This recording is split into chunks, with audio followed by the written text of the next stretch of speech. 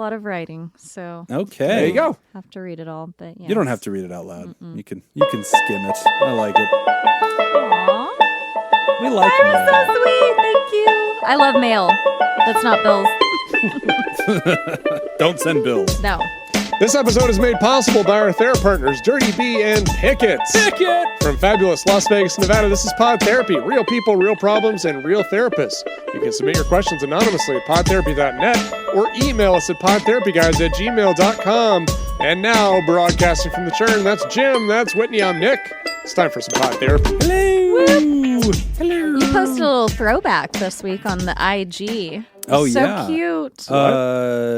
From 2018 when I was first on the that's podcast. right. Oh, yeah. It was so sweet. Yeah, thank you, Whitney, for remembering that. Yeah. So, to the regular audience, if you follow us on our socials, we always at the end of the show tell you where you can follow us.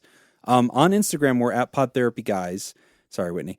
And I was going through, I think it was like a memories on my Google Photos. Yeah. And it was 2018, April 2018, only 4 months into this project. I think it was our 8th Y'all were episode. such or somewhere around. No, it had to be deeper than that. Probably 16th episode then because we did 4 a month. But yeah, Whitney showed up and was our first guest. I think Second, I believe. Who was our first? There was Sydney. someone before. Yeah. Was Sydney our first? Yeah. Okay. And so that was at Level 9 Studios, and we got Scott to take a picture of us, and that randomly popped up on my Google Memories, and I was like, oh shit, that's us, that's so cute. And so yeah, I grabbed a picture, and there we are. I know. So, I think it's on my grid, my Instagram grid Oh, from is when it? it happened. Oh, from when it happened. Gosh. Yeah, Oh, that's I'd have to so go back funny. and see, but I'm pretty sure it is. Yeah. So cute. We were so young and full of hope. And someone asked a good question I almost asked. I'm like, why are y'all so dressed up? Yeah, I was like, why yeah. are they? Somebody was Oh, like, they're because- really dressed up for a podcast Yeah. back then. Jim's 'Cause wearing we- like a vest Yeah. and like a tie. We recorded during our lunch break. Yep. That's why. At Yeah. work. Yeah. Wasn't No. that studio What over people kind of by don't the know- Orleans? Yeah, Like, kind of. It's nearby, like, or- yeah, it's, because actually it's near, very down close there. to the Rio. It was right next to Rio. that It was the Blackout dining. Yeah. Blackout yeah. restaurant. Literally Yeah. right next to it. Yeah. It's moved since. But what a lot of people don't know is that right now we're all wearing formal dress wear. It's a formal show. No one can see. We take it very seriously. And that will only change once Well, we've got Jacob a lot more listeners installs the now. cameras. This is Now we got to take Three it of us very... are in tuxedos. One of us is wearing a cape. You have to guess. you decide. You decide. Now, if it does seem today that we're rushed, that we're in a hurry to get through these questions, We all got shit to do, Nick. do I have don't know, some I don't know really what you important shit got going on. You but know what's really interesting? I got shit to do. Here's Oh what's my really gosh. funny. Yeah. I'm notorious. I'm very well known for never carrying cash. I actually had some cash in my billfold today. Oh, yeah? I took it out and I left it at home. Got to get rid of that. Because Yeah. I was like, added I some. won't need this. I I'm added driving some. illegally. I left my wallet at home. I don't care. I hate Not you all. relevant. I had cash in my wallet. I just held it out my window as I was driving here and let it go. Yeah. Said, I won't be needing this. Yeah. How will I eat this evening? No. You may be asking I yourself. factory restarted I my brought beer. phone to That's- make sure I didn't have any payment apps on there. Yeah. Just nuked it. Just factory restart. Go I back to called my zero. bank and told them I died.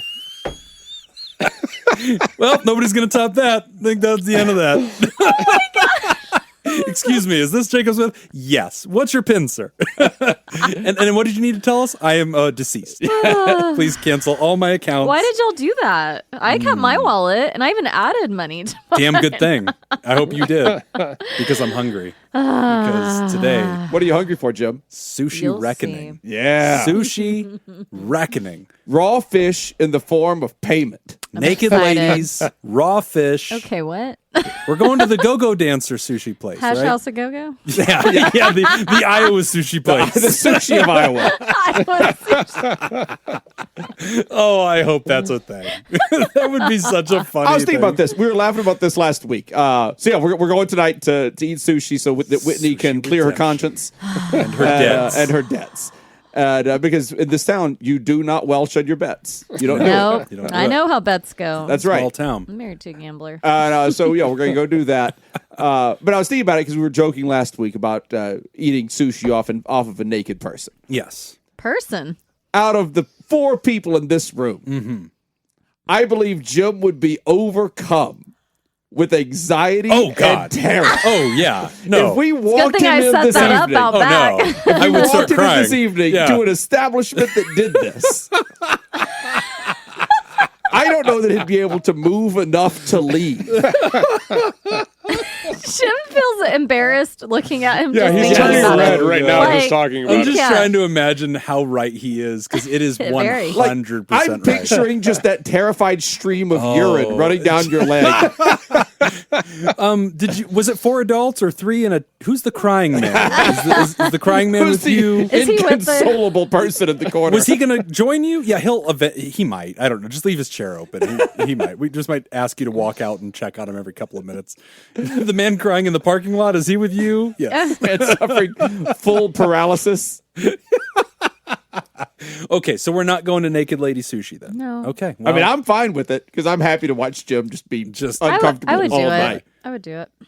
there is no such thing though, right? This doesn't exist. Guess she'll find out later. We've talked about it Now existing. I'm scared. No, you've said that it exists in the sense that Jacob Smith is capable of assembling that. Oh, yeah. No, it's Therefore, it exists. Yeah. it exists. Yeah. I could That's see all that I as- said. Yeah, that could be like a solid Jacob birthday party. I could see that. Yeah. It wasn't for a birthday party. It was for a bachelor party. Oh, that's right. That's right. You did do this. Yeah. Okay. Now I Like it remember. wasn't for Yeah. my birthday. Now I remember. Well, I'm glad to eat some free sushi. That Yeah. will be fun. Enjoy. Yep. time. Let's get this on. Let's get Yeah, let's going. just knock this All shit right. out. Yeah. Okay. Question number 1. Just How to do I be get clear, free sushi? At the all-you-can-eat places, I order a la carte. That wasn't a stipulation in the He doesn't contract even I order signed. by the It is. roll. Also, just so you know, One piece at a time. it's just tradition. The very first roll that gets served, we just throw on the floor. That's right. I want the best. And then we reorder. Yeah. Step on it. Spit in it.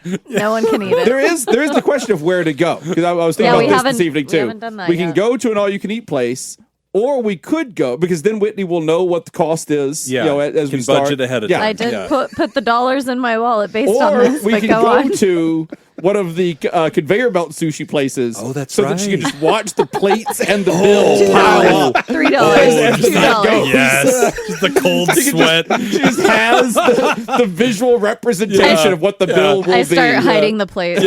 Sir, can we take those plates away? No. No. No. No, they won't take them. Yeah, they you count leave them at these- the end of Is that it. how they do Yes. it? Yeah. Oh, that's You literally funny. stack your plates So I there, and could they hide count them. them. I could I hide them. imagine I could see the server coming by. And for you, ma'am, just water. Water. Just water. Yeah. Lemon, Yeah. please, and Bottled some sugar. water? No. No. Ice, please. I'm gonna be like, can I Tap. just get 5 empty plates just to add to the stack?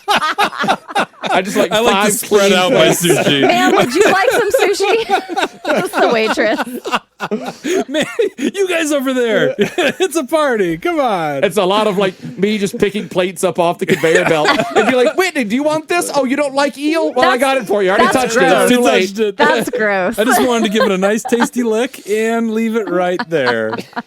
Yep, all these are good choices. Yeah. I just don't see how this is going to be a bad night. I will murder you all. Well, let's get through these questions so we I'll can be full of sushi. Would you do?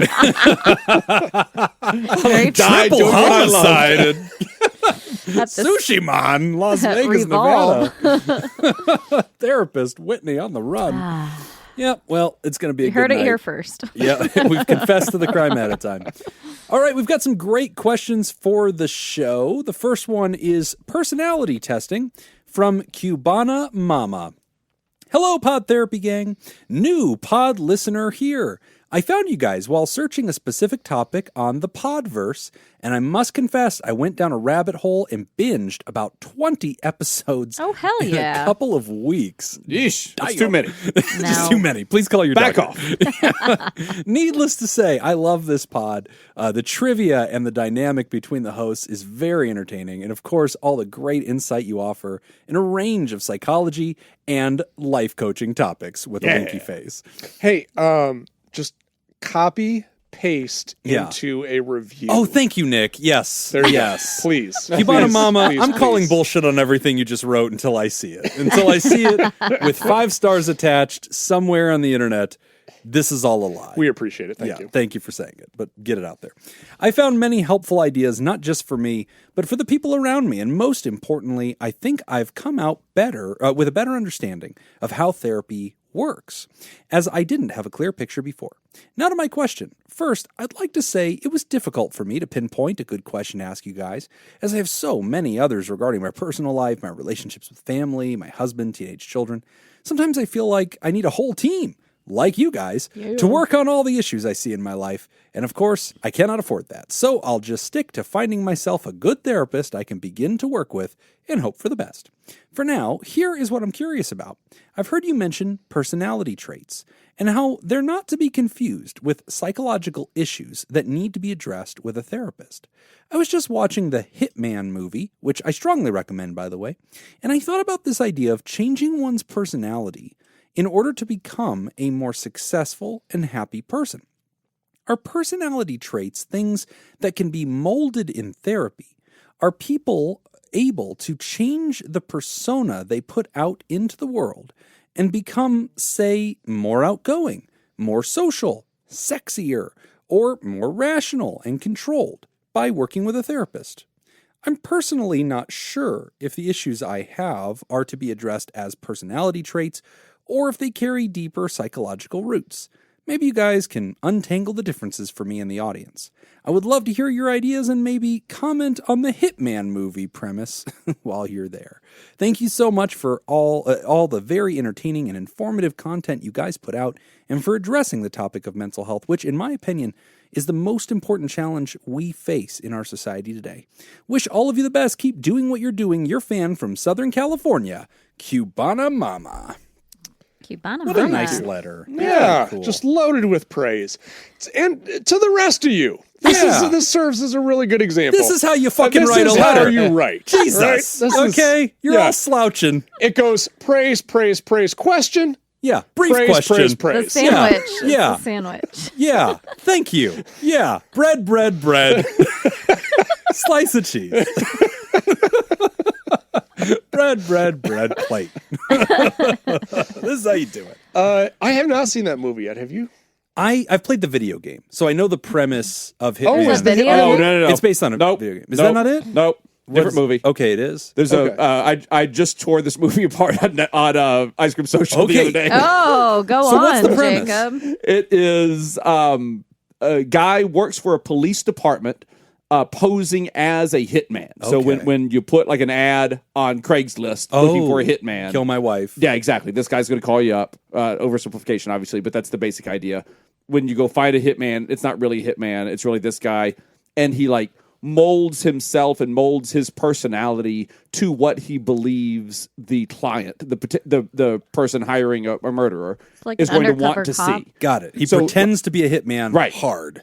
So, like, if Whitney were hiring a hitman to kill Peter, I would look at as the Again. fake hitman. Yeah. Yeah, I tried the first. Yeah. Would look at Whitney's socials and like figure out like what kind of person is Whitney. What kind of hitman does she picture? Oh. because you're setting him up to commit a crime. You're setting it up for the Yeah. crime, and so he would set it up in such a way that it completed the story in their head, so that they Interesting. would go on buy in. and offer money to, This is to legit. kill 'Cause someone. This and, is what I think a hitman would be. yeah, exactly. Because you want to lure them in, basically. Exactly. Fascinating. exactly. Who stars So in why'd it? you? That guy who's Oh. in that other movie. Yeah, It's John him. Goodman. No, Him. that's Yeah, it. John John Goodman. Classic Yeah. no, I he's could in see hitman action figure. that other rom com I just watched with Sydney Sweeney. Glenn Powell. Oh yeah, yes. You know who Maverick. that is? Maverick from Top Gun Maverick. Oh. He was, he Rooster. was Hangman. No, Hangman. Oh, Hangman. Yeah, I was like, he's not mad. Yeah, Yeah, got I it. forgot he was in that. Got You're it. right. Okay, Yeah. go on. I just watched that again the other night. Oh, And it's like whenever Laura's like busy, like she goes to the Smith Center with her sister to go to a show Yep. and leaves me at home by myself, I always watch Top Gun It's Top Maverick. Gun Maverick. I don't know why. Yeah. It's always Top Gun Yeah, Maverick. So yeah. good. Every I have time. some defaults. If you were a better Yeah. therapist, you'd know why. Yeah. Yeah, probably. Mine's Apollo 13. Oh, there's a I was twist. just bored. one. It's just That's a boom, There's a there it Mine's twist Mean that happens Girls. in that movie. is. Mean Girls, yeah. Default feel good popcorn movie. There's a twist that happens in that movie, and the twist is what I tore apart on Ice Cream Social. okay. But but like the basic spoiler alert. And it's based on no, I'm not going to do it now because it is a spoiler. Okay. But yeah, no, it's based on a true story. Like there was a guy who worked for a police department that was doing this stuff. Like he was posing as a hitman for people trying to hire hitmen. Yeah. All right. So to the question. How do we assassinate people for money? Right. That's what That's how I interpreted this. There's only one way to interpret it. So can personality traits be molded? It's kind of like... And how do you separate those from psychological ailments? Well, okay, but in the movie, like it's almost like, I'm going to bring it back to this. He's acting, though. He's not actually changing his personality. Correct. But is the twist... But he does kind of... he kind of Adapts. sticks. He kind of sticks in one. That's the impression I got from the question, is that maybe Okay. you pretend hard enough to be something, maybe you And then- start Like to become... become I mean, this you. is... I don't know like which that. 26 episodes you listen to, but a piece of advice that I have often given on this is the back end of that piece of advice. Fake it till you make it. Yeah. What you're asking is what happens after you make it. Yeah. And yeah. which is a good question. Can that happen? I do. Okay, so I can kind of relate to this a little bit. I feel like my personality has changed a little bit. I agree. I'm just kidding. That was fast. much That's easier to be very around. fast. Yeah. Very fast. Go on, Nick. We have a Sorry. separate text thread you're not in. Okay, yeah. Go on. But I do feel, and for me, I've always attributed to just me getting older, but I don't think that's the case. I think part of it is just kind of embracing different aspects of like CBT, and so I feel like people always compliment me on how patient I am. Yeah. When working with clients or now in my current job, working with agencies, and just how sometimes we just get really frustrated, but I'm able to just stay calm. I don't get riled up. I pretty much just, I stay focused and I don't get too emotional about stuff. And I feel like that's actually a recent development. I don't think 15, maybe 20 years ago, I don't think I was like that. So I think that's a trait that I've learned, and I feel like that has changed my personality a little bit. So this question of where personality comes from is a really interesting one, and it really goes back, not to get into a fun history lesson about it, but this has been something debated about for a really long time. So you go back to like Aristotle and the four humors. That was a belief about personality, that the different versions of or amounts of humors in your body would make one behave or be as a different kinds of person. If anybody out there really wants to go through a really deep dive on this, it's funny because Casat had approached me and asked me to do a CEU series on personality disorders and differentiating Casat those. is a training program in Nevada. Yep, there it is. And like preparing for that, I ultimately declined it. In part because I get frustrated with what audiences want to hear versus the very boring science that I want to present. And I intentionally, like, aggressively want it to be boring because I want people to stop pathologizing personalities, which we've talked about on the show, and I think Cubana Mama is referring to. But there's a really great book on this, especially for therapists in training, anybody out there that's more on the psychology side. It is titled Personality Disorders. It's by Alan V. Horwitz, Horwitz. Horwitz goes through the entire history of how we arrived at a concept of personality disorders in the modern psychological era. And when we started to think about deviancy and like various kinds of spectrums of like, how is this discretely different from depression, which is causing you to suffer, or anxiety that's causing you to suffer? What about when you cause suffering to others? And this seems to be an innate quality in you. And can we sort of categorize those qualities? So this conversation of personality versus like psychological dysfunction, I think is extremely deep. The question of where personality originates is also really, really fascinating. The bottom line is we do not have hard science on that. Right. It's all hypothesis at this point.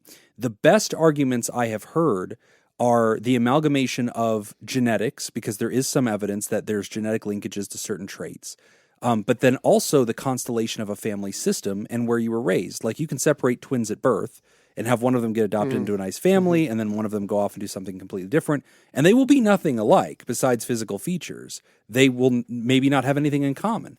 And you have other ones that are separated at birth, and they meet up later on, and oh my God, you like that? So do I. You're like this. I laugh at this too, and they are really similar.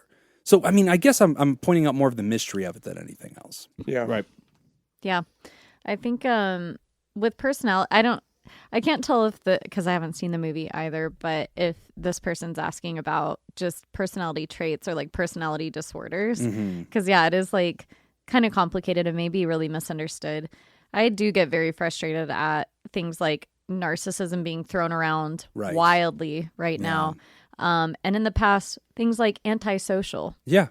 I just had a client this past week who said they were called antisocial by someone close to them when they are not. They just were not engaging. They were choosing not to engage with that person. So they're like, oh, now you're antisocial. I don't like you. Yeah. And I'm like, you've got antisocial personality disorder, or you're an asshole. Right.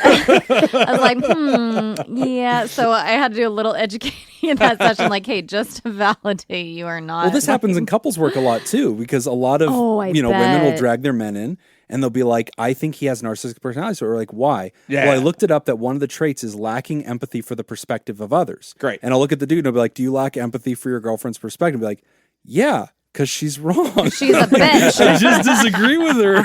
Like because one of her perspectives is that I have a disease called narcissistic personality disorder. And when I tell her I don't, she says I lack empathy. Well, I mean, to be fair, like disagreeing with someone who says disagreeing with somebody who says you have a narcissistic personality disorder is the number one criteria for having it. That's right. And it's exactly what someone with narcissistic personality disorder would do. That's exactly what. Yeah. Very of course suspicious. You deny it. Yeah, you're right. It's rampant in society right now. But okay, I mean, have you ever you've treated personality disorders? Yeah, I have. What's the long-term prognosis? What does progress in therapy look like for someone with a personality disorder? Right. Do you work on changing the personality, or do you work on finding ways to limit damage or to just find ways to coexist in society? This is such a brilliant question. Oh, thank you. No, I sincerely mean that as a compliment. Nick! Take a bow. This is why we wear the tuxedos. This is why. I'm gonna have to start a thread without Nick. Please stop applauding. Oh boy. No, stop. I can't wait for Twitch so people can see Nick is applauding. Why are we doing that? Anyway, go on. Don't worry about it. We'll talk about it over sushi. It is a profound question, because personality on one hand is this thing that is innately part of you. And we can sit down with you and maybe we can realize your personality is causing you social harm. And if you willingly come to me and say, I need help with this, I think I match this kind of description, this is a problem. So then, okay, now I have to ask myself, do I want to help you learn to adapt, sort of sand down the rough edges so that you don't cause social harm so you can function better in society? If you ask me to change you, should I struggle with that like a gay person coming to me and saying, this is who I am, but that's not working because this is my religion and these are my cultural beliefs, and I'm asking you to do, what is that? Conversion. Thank you. Conversion therapy with me. Oh, okay. To change me in this way. And I have to ask myself that, like, well, that shouldn't be within my scope. I shouldn't do that. So it's a deep question of, should I be trying to change this about you?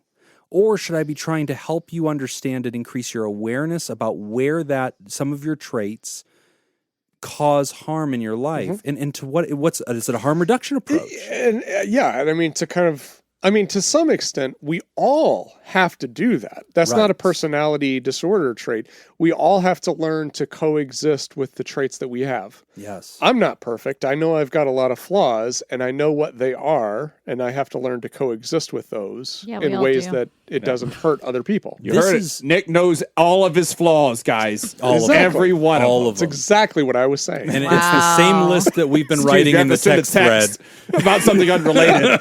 So now can I be led into this other text thread? No need. You already know what it says. It's already here. It's happening. You've already got the whole list. You're great. But no, it really opens up a tough question, even in therapy land, because whenever you have a partner dragging in another partner and they're saying, my person, I believe, has this, they're not looking for us to at first help them. They're looking for validation. Yeah. And they want us to diagnose them. But that's problematic in and of itself. Right. Should I diagnose somebody with an unchangeable trait? We stopped doing that in DSM-3 because there used to be a diagnosis for homosexuality. And you could say, oh, keep the diagnosis, but don't treat it anymore. Right. Well, why would we do that? That doesn't, why diagnose anything if it's just a permanent reality of a person? Also, diagnose sounds like there's a problem. Right.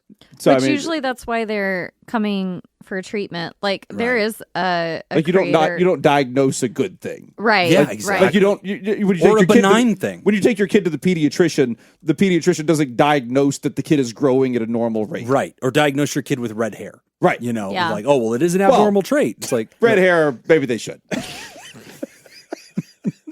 I'm sorry, but your child has no soul. Is a redhead. Oh my God. Do you want to terminate? But he's 8 years old. Oh, I know. This is your fault. You teed him up for that. I saw that way back. Yeah, he was. Y'all have been working together too long. I didn't mean to be honest. Looking back, it probably looks like I was trying. No, just you throw balls in the air and he just swats them. He catches whatever he wants. I can't kill an 8-year-old child, but I can kill an 8-year-old redhead. Legally, they're just things. Your Honor. Nick's dying. Yeah, Nick just He's spit out literally grape juice. Case dismissed. Oh, that was close. Let this man go. It's like if I came over and killed your pet. It's not tasteful, but it's not necessarily illegal I'm if not you ask sure me to do if it's it. a crime. A lot of question marks are surrounding this. Personality is that way, where it's like, okay, so like if you and your girlfriend, if your girlfriend drags you in and says, I think he has personality disorder, I think he has narcissistic personality disorder. Okay. Or you're not the girl for him. Somebody out there likes a selfish asshole. And that's her guy. And she's like, give him to me. I like this kind of guy. Whatever. Call me what you want. Say I have low self-esteem. Say I'm a doormat. Whatever. We'd be a perfect match. And I'd never complain about him. And he'd probably, mistreat me in life. But we've been married for 35 years. So, it's a really interesting question of how we create an objective standard for disease when we're talking about personality traits that are not clearly causing suffering in a straight line to the person. So what if we take some of the jargon away? Because the writer is asking with words, and those words have different definitions to you guys. Yeah, that's true. Good point. Yeah. So are there things about a person that can be changed versus things about a person that can't be changed? Well, I like this because I'm going to go back to Nick saying he used to be someone different. Only because you've talked about it on the podcast already. I'm going to text the group that Nick's not in really quick. Okay, now that I got that done. Nick. Yes. No, I feel like you shared... I just opened up my phone. Oh, this is great. No, what? Don't worry about it, Nick. Don't worry about it. It really isn't texting There is now. Jacob started it while we were doing this. This is hurtful. Oh, welcome, buddy. Welcome. You know what, Jacob? 330 episodes in, you get one? Yeah. Fucking strap in. You're due. This is definitely a sign of, never mind. I'm like not going to go there. Nick, there are memes. We'll maybe show you later if you're nice. I love these jokes that the audience didn't even know existed, and just Jacob does that because fuck it, this is funny now. This is just for him. It's amazing. People don't understand. Everything I'm doing is just for me. The mics don't have to be plugged in. I think it's funny. What would we diagnose that as? That's Jacob. That's just Jacob. The guy who threatened to murder redhead children? I don't know. That's I guess fair. there's not I words. didn't Which threaten anything. category? I volunteered. On Craigslist for a reasonable fee. Yeah, Oh, my cheeks hurt. I'm a doctor. It's okay. It is. It's true. Yes. Yeah, it is now. Oh, speaking of bets, I need to win that back. I think I'm going to have to double or nothing on the Masters. You got to do something. What more can I lose at this point? So back to Nick changing who he is. Oh, yeah, go on.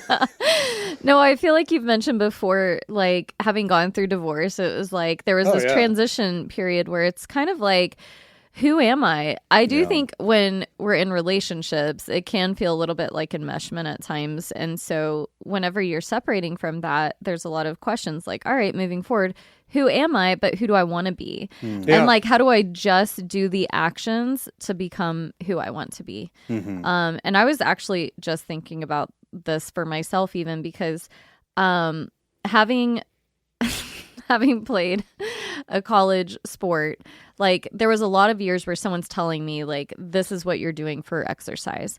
You're going to work out 3 times a day, or you're going to go on like a 3-mile run, or you're going to do that. Like whatever it is, we're practicing for this long in this heat in this whatever. And I just showed up and did it. But like as an adult, it was kind of like, all right, I'm going to reject that for a while.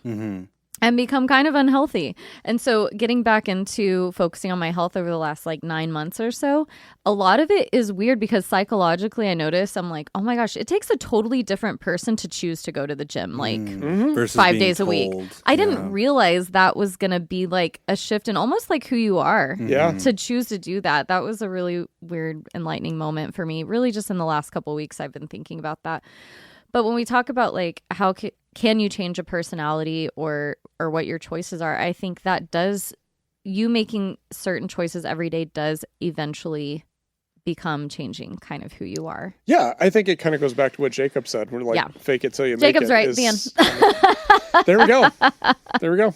Yeah, fake it quick till you show make today, it. folks. Yeah. Yeah, whether it's through accountability or whatever, it's like you do kind of change who you are just by Yeah. showing up in a different way. I think there are probably things in you that don't change. I don't know what those things are, but but you know, like things like sexuality and things like that. Right. That seems to stand out pretty high on that list. You know, just kind of general personhood traits that maybe that's just going to be who you are. Yeah. Right. But like, there are definitely things like if you're someone who is always late, Right. and you want to be someone who is more punctual, that is something that, like, with some work, you can just change that about yourself. Right.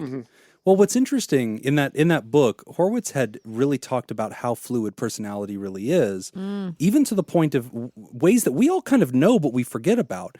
The fact that you can describe the personality of entire cultures. You can say like, oh, what is a Prussian personality? What is a 34-year-old German man's personality? Yeah. What is a 15-year-old Hawaiian girl's personality? What is a Filipino family's personality? What is a boy that lives in Beijing? And like we can reach pretty accurate guesses about certain qualities and characteristics that are often shaped by culture. And so culture does have an influential force. But another thing is age. Our personalities do change with age. Have y'all been to any of your like high school reunions? Right. Oh my my 10-year, gosh. yeah. Well, Yeah, I went to my 10-year and it's like weird looking at the people that you Right. saw a certain way when they were 15, 16, 17. Very different people. Yeah, to 27. Or you meet a person who, quote unquote, never grew up.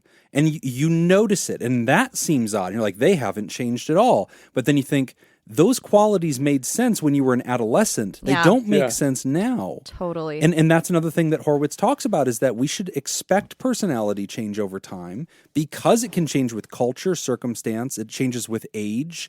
And then, that's another piece too, is like there are qualities that we associate with youthfulness and there are qualities we associate with age. See, and that's what I was thinking too. Like the change that I mentioned earlier, is that because I've kind of embraced kind of stoicism and CBT and all of this into my life, or is it just because I'm older? Because I do notice also, like I realize that energy is finite and I only have so much. And I'm getting, as I get older, I'm getting pickier about where I choose to devote my energy and what things are not worth my energy. Well, and that makes sense. And maybe that's a quality of aging because like in the book, he talks about older people we associate as being considered, risk adverse, paternal over others. Young people we associate as impulsive, risk-taking, enthusiastic, and selfish. And it's interesting because selfishness, if you tried to diagnose 15-year-olds with narcissistic personality disorder, you'd run out of ink on the pen. Well, you can't because it's personality. Right. And personality doesn't develop until you're mid X, Y. Yeah, we're usually prohibited from diagnosing young. But then there are some that can kind of weasel in there. So to the bigger point, I like this conversation because I think too often people get this impression from psychology that there's a monolithic, clear, objective answer, and it's very black and white. And yes, personalities can change over time, and there's probably certain traits or impressions or beliefs you have that are indelible, that are sort of persistent, but they'll change over time. And we expect it to. You see a movie, and if the character acts like a 65-year-old man, you have an impression of what that is, and that is not weird to you. You don't think, wow, what a good actor. He really caught the... No, you look around, you meet people of a certain type, and you assume that that's a quality of person at that age. So they do change over time. You can change them with intention, I think, too. And speaking of age, I saw this on Instagram. Are no-show socks not a thing anymore? Because apparently... Yeah. When did that happen? So people are doing the knee highs now? Is that what you're saying? No, like I saw a Thigh thing highs. that was like the sign of a millennial or whatever is like the no-show It socks. Oh, is. yeah, no. Yeah. We wear no-show socks. The kids just wear, like, tube socks, like up to their, not all the way up to their shins. It's normal socks. But no-show socks is us. I didn't realize that until just like a week ago. Then Yeah. now Oh I'm my like, gosh, Nick, I'm looking come at on. I know. Oh man, I know, feel so good right now. I, Yeah. Yeah. my I don't have any favorite. no-show socks. I feel very Young. Oh. Do you wear socks? I wear socks. Yeah. I I don't wear I underwear. wear a lot of and that's sandals just when I how come fix here. A it. lot of sandals. Yeah. I see sandals. In a the lot. studio. Okay. You see a lot of sandals. Okay. Yeah, Nowhere yeah. else. Otherwise, it's cowboy boots. That's right. That's fair. Exclusively snakeskin cowboy. I did wear cowboy boots to a Yeah, wedding the this weekend. crew socks are where it's at. Ooh, Yeah, I do like a Christ. mid calf, mid calf sock. I like one of the looks I rock a lot is the mid calf sock with the high top tennis shoes and shorts. Oh yeah. Okay. Yeah. Okay. Cubana Mama, thank you for this question. Thank you. Dr. Horwitz, if you're listening, I assume you do, contact us. I'd love to have you on the show because, boy, would I love that. Would be a great lecture. I would just love to hear this entire book recapped in an hour. But anyway, we can't wait to read your 5-star review, preferably on Apple. But honestly, anywhere, we'll take what we can get. And that goes for the rest of you, too, damn it. If you've listened to 20 episodes and you haven't reviewed us, that's on you. You need to get on. Only 5 stars, though, please. But I would assume you're out if you're not listening. Also, did you start your list of places where you could kind of like see personality development places from with Prussia? Yes. Yeah, I heard that too. Yeah. Yeah. Why Prussia? Prussia? Why a country that Hey, hasn't Jim. existed in Hey, more Jim, than a where's century? Prussia? Oh. Well, is this a trick question? No. Oh. I mean, the Shut answer up. is Really? It the still answer exists? is history books. No. Okay, good. Well, It doesn't- the area still exists. Oh, okay. Prussia doesn't. Well, I don't know where that was. I know it doesn't exist. Okay. I assume it's near Russia, so it's Really good guess. I mean, it is near Russia. It's to the of Russia. Okay. I would assume. I don't know. Prussian Moving has on. a culture to it from books. Okay. All right. We're going to take a quick break, and when we come back, That we're was my talking about question, is why? processing I got an answer. feedback from University Jeff. You're listening to Pod Therapy. Today's episode is brought to you by Ben, Don, Malia, Richard Macy, Sonny Boy, Samantha Cone, Thunder, Cougar, Falcon, Scoop, Slurp, Kaye, Motherfucker, and Sandra McWaffle. Would you like to sponsor the show? Of course you would. Become a therapy producer at patreon.com/therapy. All right. We're going to go clockwise. Who was the last person in here to eat a donut? Oh, I won on Tuesday. Tuesday? Oh, Yeah, I mine can't was beat Tuesday. over a weekend Okay, ago. Jacob starts. All right. Our theme in honor of our therapy producers is Shakespearean hip hop. ooh, what? These are hip hop songs rewritten through Shakespeare. Okay. Oh my gosh. Okay. So we have what do to I guess have to- what the what do hip I have hop to guess? song Yes. is. I will read the lyrics as Shakespeare would have intended, And we have to get the song. and you have to get the song. Oh God. This is I never know brilliant. the names of I We're could go gonna the other start- direction. I feel like much better than this direction. We're going to start with Jacob. Jacob, it's you. So you have the first guess. If you don't get it, then it goes Okay. clockwise. Yeah. Okay. So we can't challenge. Yes. Okay. Now, here's the only thing.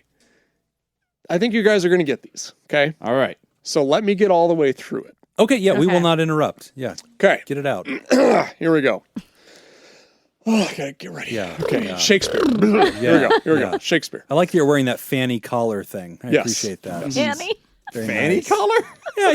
It looks like a fan. Yeah, it's like the hats. Yeah. Like the fanny hats. Yeah. There's people in the UK yeah. listening. Fanny collar. Right. Yeah, it's like when they were Yeah. doing all those protests and people and women were in the fanny hats. Yeah. Yeah. Those were good days. The pink one. Yeah. Here we go, Jacob. Yeah.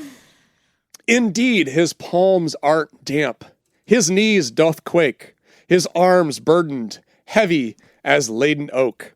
Yon sweater, stained with mom's pasta fair, doth betray his nerves, yet outwardly an air of calm and readiness he doth display. To speaketh poetry, yet memory doth betray. What he hath writ, the throng doth roar and jeer. Oh, yeah. He opens his mouth, but words doth disappear. He doth stumble how laughter fills the air. Time I knew hath I should run have its eaten a course. donut. Tis done. Tis beware. Oh, so good. Oh, that's hilarious. So good. Jim and Whitney have got it. Oh, you don't got this? I don't have a single clue. So, Whitney, you're going to get the point, but I think we should answer it by singing it. Because that's the only way. Do you Are pass? you ready? Are you I'm passing. passing? I'm out. I don't even have a guess. You better lose. Are sweaty, knees deep, arms are heavy. There's vomit on his sweater sweater already. Mom's spaghetti, he's nervous. But on the surface, he looks calm and ready to drop bombs. But he keeps on forgetting what he wrote down. The whole crowd goes so loud, he opens his mouth, but the words won't come out. He's choking now. Everybody's joking now. The time's run out. Time's up. Over now. Snap back to reality. Oh, there goes gravity. Oh, there we goes got gravity. sushi. Come on, yourself. let's go. Lose yourself. Eminem. Okay, good job. Point Whitney. Damn. Yay. Did you get ChatGPT to make these? I did. This is fucking that good is use of AI. hilarious. Here's the trick to it. I was like, I'm not going to get any Here's of the these. prompt. Here's the trick. Okay, no, I just say rewrite this in Shakespearean Oh, English. fuck yes. Okay, but here's the trick. ChatGPT will not give you its best version first. So you have to You say, gotta do it again. You have to Yes. say more Shakespeare, more Shakespeare, and like an abusive high school football coach. I was just like, "Give me more!" And it just Is like this your best? by the fourth or fifth, it was like, "Yes, you That got it, print. you got it." Yeah. All right. All right. Okay. 1 point for Whitney. Whitney, you're up. Okay. Go for the double. Here we go. No show sucks. Tangeman over there. Verily, I doth fancy ample posteriors, and cannot speak a falsehood. Oh. Ye other brethren cannot forswear Let him go. that Oh, when yeah. a damsel doth saunter by with a waist most slight and a rounded form doth meet now thine I understand eye, what the game thou is. art enraptured. Thou wouldst draw near with fortitude, perceiving that the rump is well endowed. Deep within the breeches she adorns. I am beguiled, and mine eyes cannot withdraw their gaze. Sir Mix-a-Lot baby got back. Got it. I want to sing it. Can I have this? I just she had- want to sing if she Try had and that. got it sing it wrong, it like would've been that. I great. want to throw that lyric on the song That now. could be a thing. I feel like that's a YouTube fuck channel. Yeah, I think we just invented something. All right, last one. Here we go, Oh, Jim. cool. I think it's called Weird Al Yankovic. I think so, I think you're yeah. just That's inventing fair. Weird Throw Al. that out That's there. fair. Third one. Okay, here we go. Hark! Let me bid thee welcome to yon wild, wild west, a realm untouchable as valiant Elliot Ness. The melody striketh thine ear as a slug to thy breast.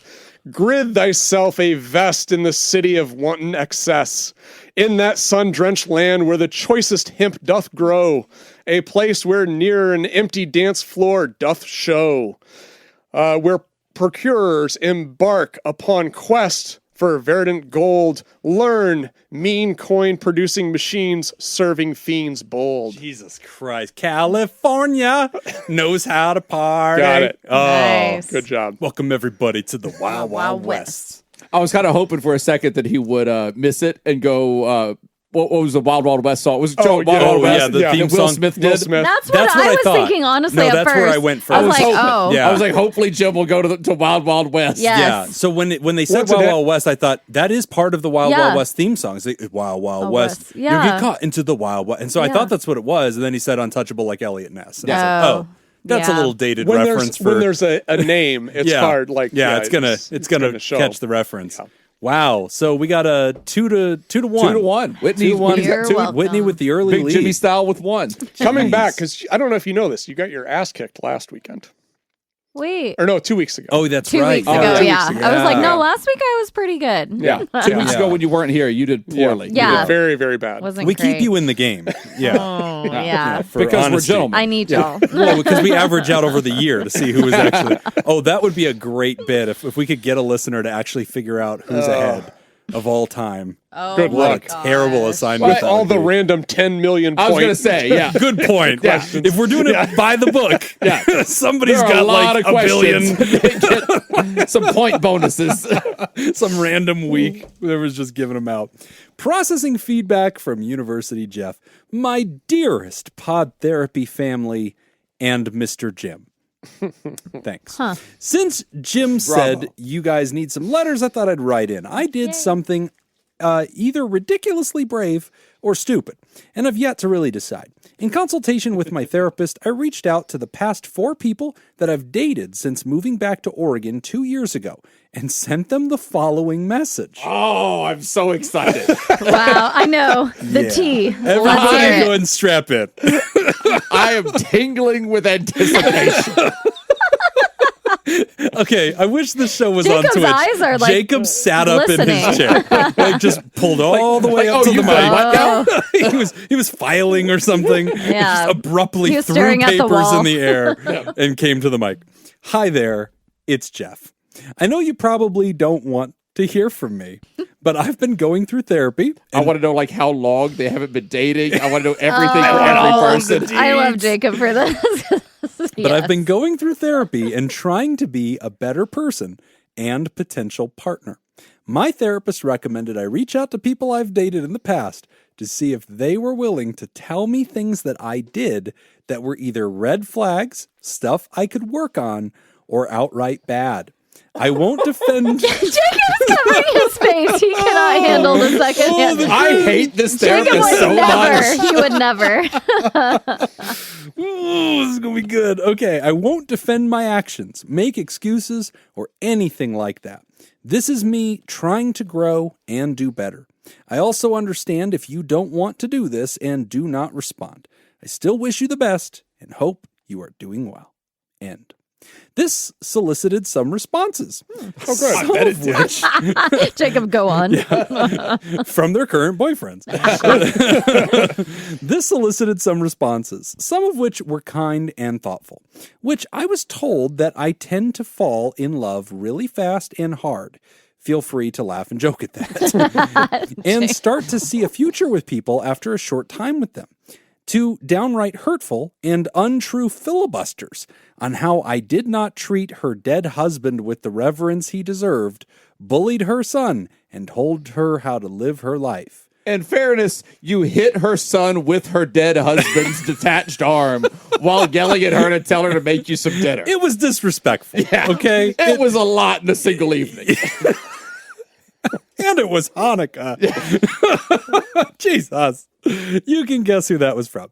Of course, this left me in a raw state after reading these messages, causing me to cry into my pillow, full-blown, ugly crying. A few weeks later, a similar thing happened this year as I got my end-of-year performance review, and I was classified as not meeting expectations and put on official disciplinary measures and a performance improvement plan, compounding my frustrations and making me question if I even want to work at this college anymore. This experience also got me thinking about how to process this kind of critical or harsh feedback. One thing I tried doing was some CBT and taking those messages to court, presenting evidence in support and against, but this was a struggle as my anxiety brain would almost always overwhelm me. I chatted with some friends about all this, which was much better as the external processing really helped me poke holes in the filibuster.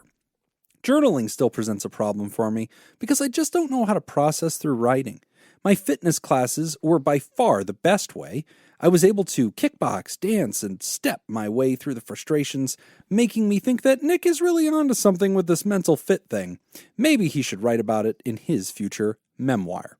All of this is to ask. I love that. Oh, I know. He was sweating that. Yeah. He was really sweating that. Well done. Ah, yes. Well done, writer. So have been people Thanks, doing this Jeff. for years? Do people just put shit in here that they know? Like the word pillow was in here? Yeah. Jim. I'm starting to really question. I'm going to start writing anonymous Tor in letters here? just in Like, Jim's words. This is Okay. starting to get really, really deep conspiracy shit. All of this is to ask, how would you recommend I process critical feedback of this nature? I know the work things were performance and action based, so I've already started taking action to improve my service next year and to do better. But the ones from the ladies weren't always behavior based things that I could change. They were personal attacks on me. Any help would be appreciated. Thanks, University Jeff. Whew. I want to hear what Jacob says. I think you need a new therapist. That was a bold suggestion. Yeah, I wanted to ask you, Jim. Would you ever I struggle to ever question the quarterback on the field. Yeah. I hate doing the Monday morning thing of like, here's what I would have done. because I don't know what they were saying. No, that's This fair. But have you sounds ever? like something Jeff said maybe would be a good idea 100 times, and then the therapist was like, You just "Yeah, need you to- know what? Just do it. Yeah. just you know what? Let's get it out of your system. It sounds like you are going to die with this curiosity. You want a performance review on your dating." I don't know. Yeah, when you say I it don't that know way, why I the could therapist see did that. this. I could see it happening that way. Because I could also see it too. Like if I had a client that was, talking about like, I just with a couple people in particular, I wish I could just get some feedback, so on and so forth. Right. And if it was like if it ended amicably, I may be the type to say like, well, I mean, do you feel comfortable reaching out to them? If you really want to know, Yeah. give it a shot. I don't think I would ever say, let's type up a form draft letter. Yeah. that we To can whom just it may concern. blast out to If everybody. we ever I don't know dated if- yeah. and or associated, Yeah. I would like your thoughts. That would be a tough one because there are some Did you people. drink water at Camp Lejeune? Yeah. Oh my God, those billboards. First of all, I want you to know I am STI free, And I hope and you are hopefully doing well. so are you. If you are pregnant, please contact me for financial information. Okay. I just don't know. I don't know what real good was going to come from this exercise. Well, see, again, here's the thing. I think some good could come or from what it. net good, I guess. Yeah, I think some good things could come from it. But also some Again, bad things. From relationships where they ended amicably. Right. Like I'm thinking of like maybe a few of my exes that I could potentially reach out to and just talk to and say, hey, how's it going? My therapist and I are going through some things. This popped into my mind. What are your thoughts? I welcome your feedback. But there are other people who I would definitely never send that email to, where it's just, but again, so how That's good? the next bet. Is So I get to here's- send an email to one of Nick's exes. Yeah. Oh, yes. So here's the kind The of pod therapy survey. Send it in our group, Jacob. here's the This is real how we help our hosts get better. the real interesting thing is like if we Here's look a at link. this from the standpoint of research, if we do it that way, we have a self-selecting sample. Right. So I am intentionally going after people. I am selecting the feedback that I really want by choosing which people I'm going to send it to and which people I'm not. Yes. So is this really useful information? Well, they said the last 4 people they dated. Well, they're all Yeah, ex-customers. yeah. They're all people that discontinued their membership. And then it's like, hey, why? Exit surveys have value in some contexts. But most breakups, you usually know why. Every once in a while, you have a relationship that breaks up with you and you get no closure and there's no information. And I've seen a friend where that happened, where they had a very successful 5 or 6 year relationship. Friend. They lived together, and she left me.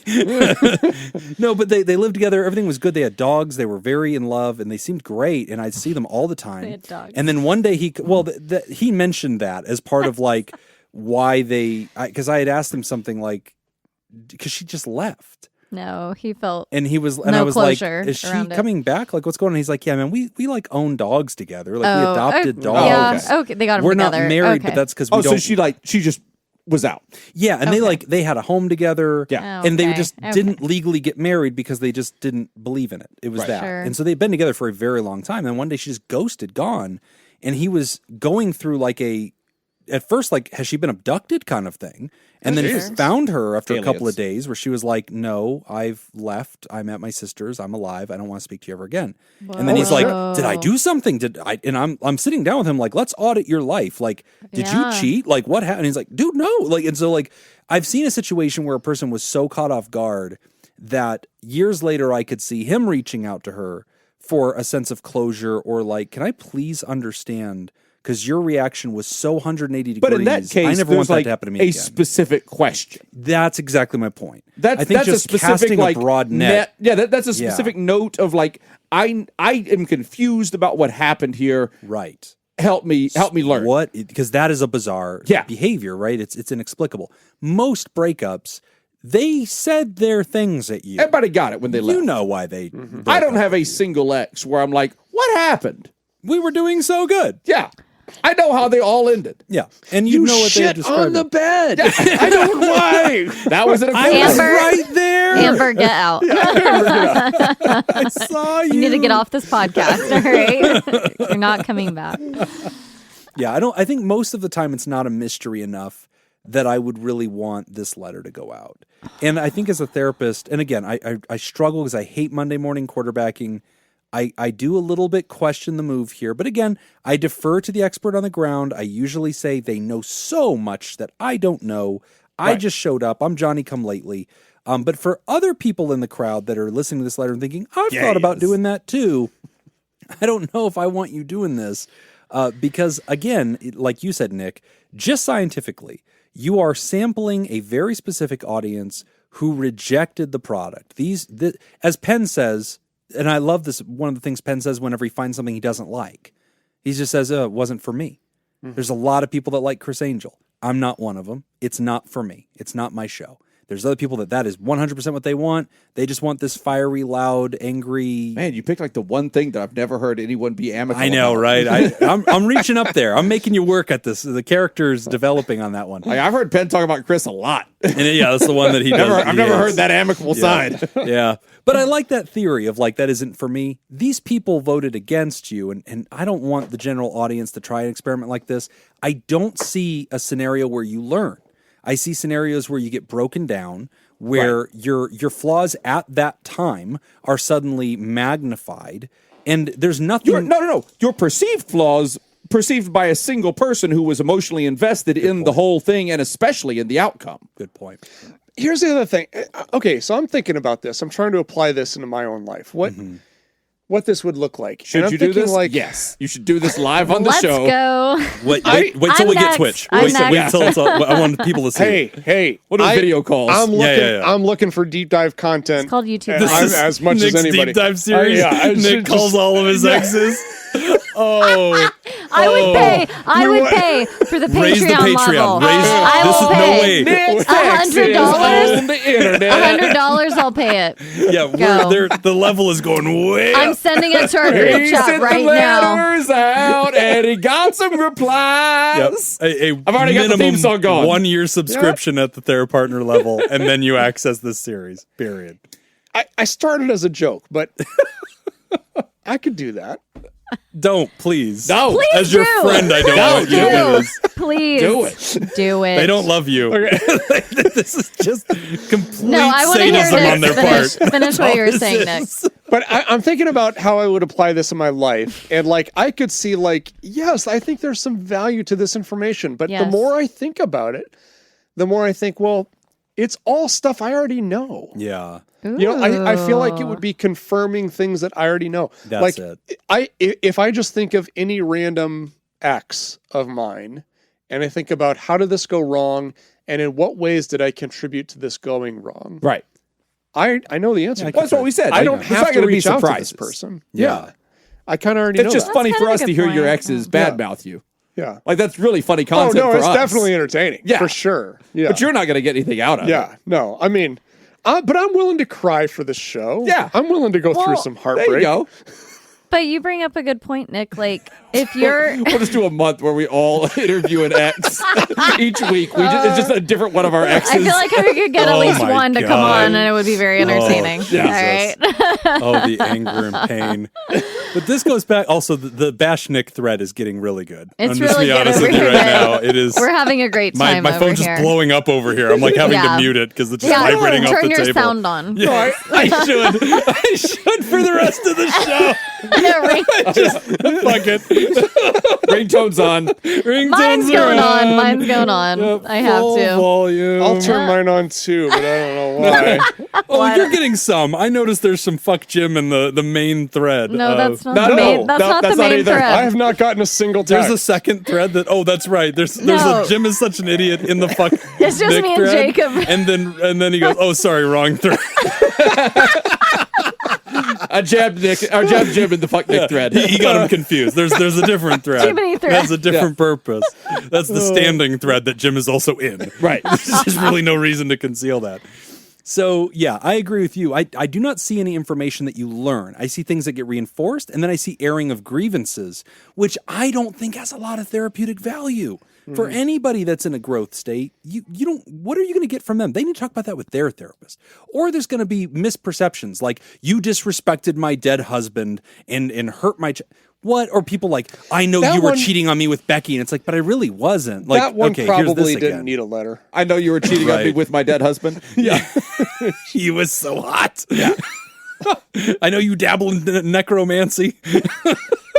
Any port in a storm. Any hole in a graveyard. Oh, take it. Any grave. Yeah, that's it. Oh, I didn't say grave. I said hole. Now, Very strategic. Jeff, to give you some props, okay, you already pointed out the number one thing that I was going to do, the feedback that I was going to give you, the work thing. Take that and put that off to the side. Yeah. That Oh, is for a sure. whole separate thing. Yeah. Don't put those two together. Don't conflate those. That'll be bad for you. Yeah, because that is not helpful. And I think you're 100% correct in your analysis of that, which is that the work thing is all behavior based, Right. right? The relationship thing, you've got, emotional stability, you've got all these other things that compile into that. Your boss doesn't really care about any of that stuff. It's just about behaviors. Are you Right. performing? Are you doing the things you're supposed to be doing? So it's not even fair to put those two together. Unless the 4 letters were to former coworkers that he dated, then I could see these things being related. Like, yeah, man, your performance is really bad. You're falling you in keep love dating too all fast. these people. Oh yeah. You fall in love really fast with everybody you work with, and then you follow up with fucking letters, Right. to find out if they're still mad at you. I was really in love with you, but your TPS reports are always late. Yeah, that's what just it can't. was. Yeah. Yeah. Yeah. I heard a Yikes. ding. Oh, here we damn go. Yeah, sorry, buddy. This is great. Yeah, they just I need to bring my phone just closer start to the flowing mic. through. I'm like, Jesus, he volume invited up. a lot of people to this. Wow. Laura? Nick's mom's in the thread. Jesus Christ. No, I'm torn. Okay, I absolutely see the value in everything that was shared so far, and I agree to it to an extent. I think as a therapist, I have never asked a client to do this. I have even recently asked a client if they felt comfortable talking to their partner, their current partner they'd been with for a long time, ask them what qualities, how would they describe you? Yeah. Was something that I asked, because we're Oh, yeah. working on something different. Mostly because in my mind, I'm like, they're in what seems to be a happy, healthy relationship. So in my mind, it's like, they're going to give helpful feedback there, on what we're working on. So that's like the closest I've come as a therapist. Well, I'm good with that. And even Yeah. in that, I only want this kind of feedback where I can be there to protect them. Correct. And I'll tell Yeah. them, you're not to have this conversation except in therapy, because we're trained to use those blocking skills and reframing and mitigation Yeah. to make it productive and sand the edges off live so that it's palatable, and that we can also at the end come back and summarize and be like, so the core message I heard you saying between all the curse words and the accusations of necromancy and Yeah. what's sleeping with dead people? That's not necromancy. That's a different thing. No, it's necrophilia. Necrophilia. Thank you. Silly me. Like, I think that's Necromancy bringing is like things Dungeons back to and Dragons. life. Yeah, it's Like, bringing them back to Well, life. you got a necromancy before you necrophilia. No, if you her know name what I was mean. Nancy, Joe. Oh, you're just misreading. You're right. Yeah. Idiot. Absolutely. Thank you. Save it for the thread, bitch. I know. I was like in the thread. Sorry. I said that out loud.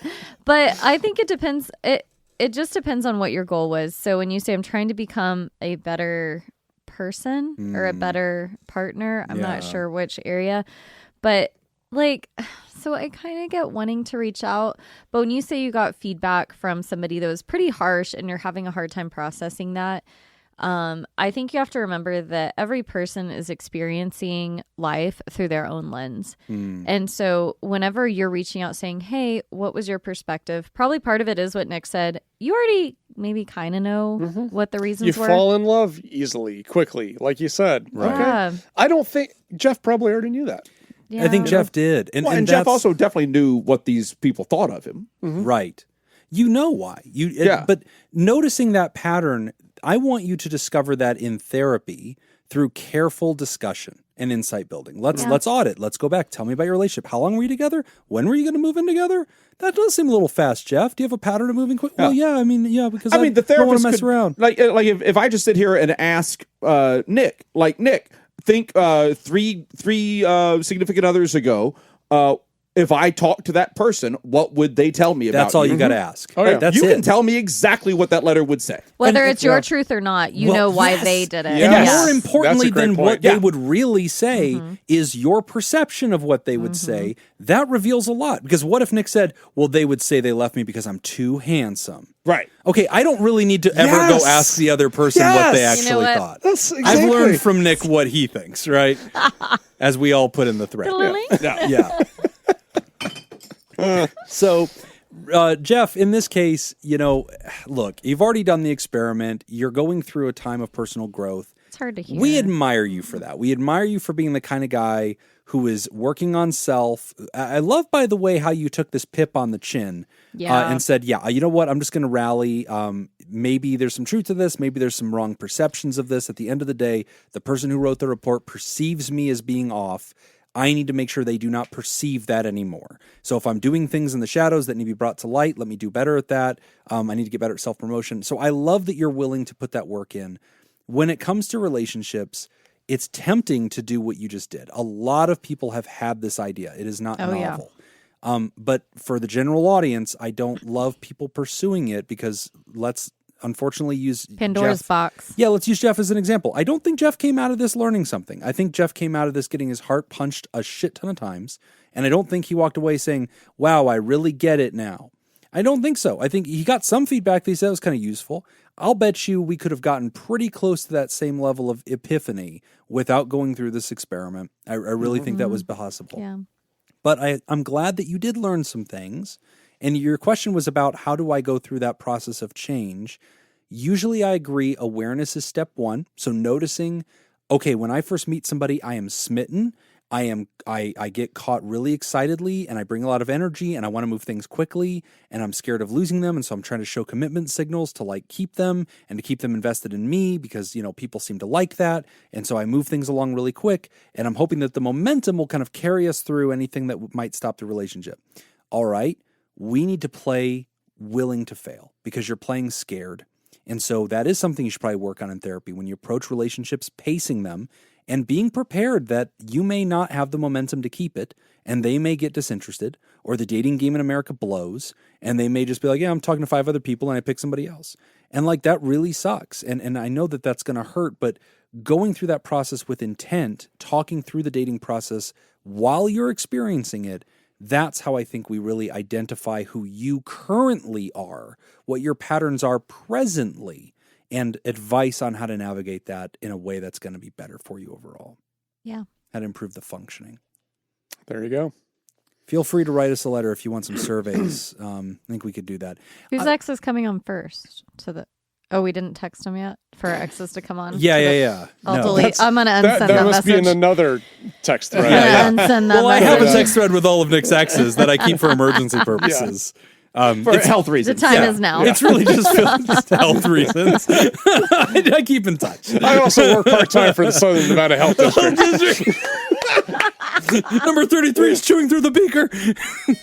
Oh, sorry. I got to take this. Ha! He makes memes. Wow, that's in our apartment. What? Oh, this is great. That's How all do you we even get as a have these glimpse. photos? Oh, yeah. That's in our apartment Oh, from these New are Year's great. Eve. I love Oh, the genuine hurt in Nick's I voice. love it. Oh, I love it. What? You can dish it, but you can't take it. Let's try. I'm take gonna it, send you I'm some more fine. You're pics doing of great, Nick. he said. That's cool. Your voice is getting a lot higher when you say This is that. wonderful. I love it. Love you guys. This is a great bit. It's good bit. It's really funny. It's really funny. I'm having a good time. All right, we're going to take a quick break, and when we come back, we're going to talk about undeserved guilt. You're listening to Pod Therapy.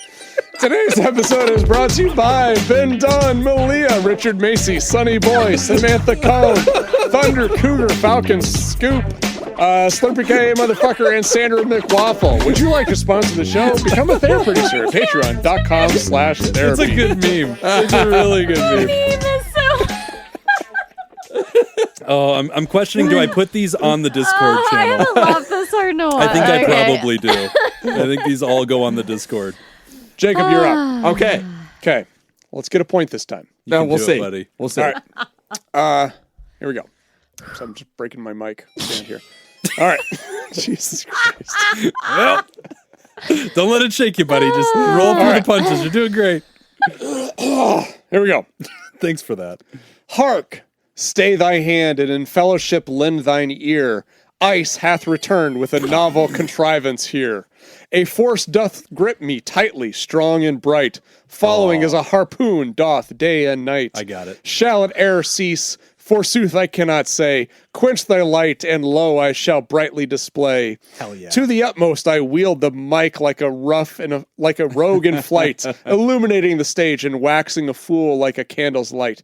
Dance, make haste to the speaker that doth resound. I do beseech thee, mind as a poisonous mushroom is found. Oh, so good. That is, of course, Under Pressure by David Bowie. Oh, Correct. I'm going to give you a point for give that. it to him. Wow. I'm going to give you that. I think you I'm give gonna him give you that. Do you know what it is, Whitney? Is it Vanilla Ice? Yeah, it's Yeah. Ice Ice Yeah. Baby. Baby. But Under Pressure and Ice Ice They Baby do. have They have like the same little yeah. doom doom. Yeah, no, Ice got that's sued true. for that. No, man. Yeah. Mine has that little. he Oh, did yeah, get no, it. it was a Oh, thing. okay. Yeah, it was a whole thing. It was. Under pressure. All right, Whitney. Okay. As I doth journey through death's shallow glen, I ponder my life, finding naught but barren den. For long have I reveled and mocked, it seems. Even my mother deems my mind adrift in dreams. Yet never have I wrought a man unjust. To treat me as a weakling, that's an act robust. To heed in words and paths where doth tread.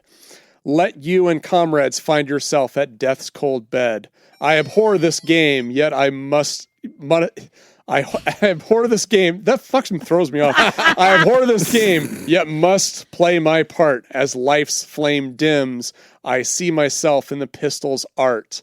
I am a man whom youths aspire to be, on knees at night, praying under the moon's decree. Oh, so fucking good.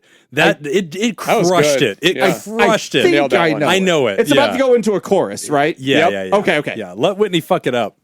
But this Is is Gangster's really Paradise? good. God It is. damn it! Yes. The only way I got it was that last line. I'm the I kind of literally G was the lost. little homies wanna be Yes. like on my knees in In the night saying prayers in the street light. That's the only way I got it because I was like, I'm lost. Dude, that is so good. Living in the gangster's paradise. Wah, wah, wah. Okay. If I'd have put the chorus in there, it would have given it away. Yeah, that Yeah. would be too much. Yeah, no, That's you're fair. doing it the No, right way. I was lost literally Yeah. until the last line. I was like, I don't Okay. know. I had it on have Valley. spent the vast majority of our lives living here in By this gangsta. ne'er-do-wells utopia.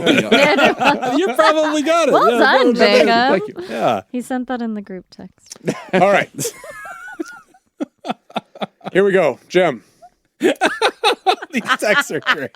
If only Nick could see him. Yeah. He'll be Somehow. fine. Now I know what the audience goes through. Yeah, you're right. Yeah. Inside jokes. Yeah. All right. Lady donned apple-bottom jeans, boots Okay. graced by fur. The Okay. entire club beheld her, that's for sure. She dropped to the floor in a move so deft. Lady descended, low, Lady. low, low, low, low, low, left. It didn't know what to do In with baggy this. sweatpants and Reeboks with straps. With the strap. She turned, giving her ample posterior gentle taps. She dropped to the floor in movements deft. The ample Lady descended, posterior. low, low, low, low, low, low, left. So they got low, low, low, low, low, low, low. What's the name of the song? Man, actually don't know the song titles. This is gonna be a struggle here. The Reeboks with the strap, Shorty got low. It's probably called Shorty Got Low. Is it? Final answer? Oh fuck. Apple bottom jeans, boots with the fur. Yeah, let's go with Shorty Got Low. No, it's just low. Just yeah. But you're I giving him thought it under was- pressure? I thought it was coming to the next one. Nope, I'm. Oh, what's that on your Oh, yeah, screen, you're right. Jacob? I thought it was about to come to me. Hey, what the hell? Yeah, no, fuck him. Oh, Oh yeah. Oh, no, he's got All the right, whole. all right, that's fine. Yeah, he's got the thread That's on the fine. screen. That's fine. You know what? I'm taking away points for everybody. That's fine. You're No giving- one gets points. Yeah. No points this round. Everybody loses. I win. I think I know what your exes broke up with you for. You just can't take that joke. How come he gets under pressure, but I don't fucking Under get? pressure. I'll Shorty give Got- it to you. All right, I'll accept. give it I to you. accept. obviously Jeez. got Ice Ice Baby. Yeah, he Nope. knew it was. I didn't get that point. No, No. Yeah. that's not what I. He heard. got the reference below the reference. He did. Yeah. Honestly, he deserves 2 I think I'm points. still if ahead. anything. Agreed. I have 2 points. Shit. Tie game. Okay. Whitney's in the front. I think I'm in ahead by three. one. Oh no, Whitney's definitely still ahead. Yeah. Is that it? That's it. Okay. Yeah. Last question. Undeserved guilt from Wayne Geo. Wayne. Also from Hey Buddy, nice podcast. Hi there, Nick, Whitney, Jacob, and Mr. Jim. Just a bit now. I'm not really sure where to start with this question. It's about dealing with undeserved guilt and learning to trust therapists. I'm not too bothered. We probably haven't helped with I that. know, we've only ruined these. I'm not too bothered about anonymity, as I've spoken about this publicly to some degree. Good, because I read your fucking name. I'll try to keep it brief and focus on the main points, as a lot of the history would just be world building and time consuming. When I was 17, I was accused of a crime I didn't commit. I'm 38 now. It's tough for me to talk about the actual accusation in all situations, whether it's to people I trust or in therapy, mostly because it's embarrassing and I'm always concerned people won't believe me, especially therapists.